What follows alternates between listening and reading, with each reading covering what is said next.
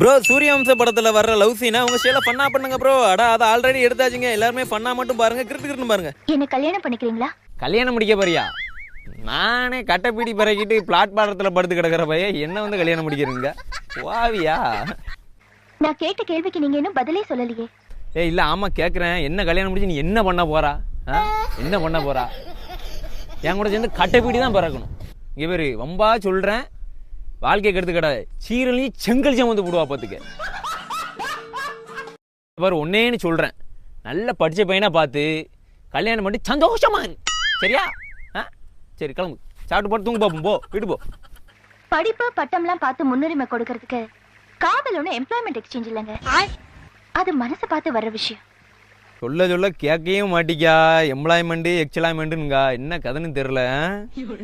பச்சை மட்டும் உரிச்சாதான் சரி வரும்னு நினைக்கேன். நான் நவுற மாதிரி இருக்காதுண்ணா.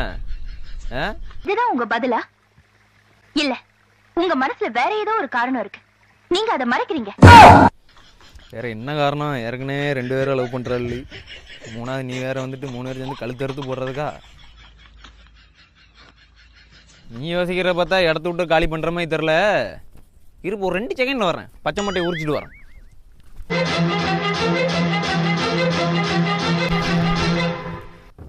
ரோஜாபூ சின்ன ரோஜாபூ டண்டரடரன் டண்டரடரன் உன் பேரே சொல்லு ரோஜாபூ டண்டரடரன் காத்தில் நானும் கடியாக உன் பாட்டு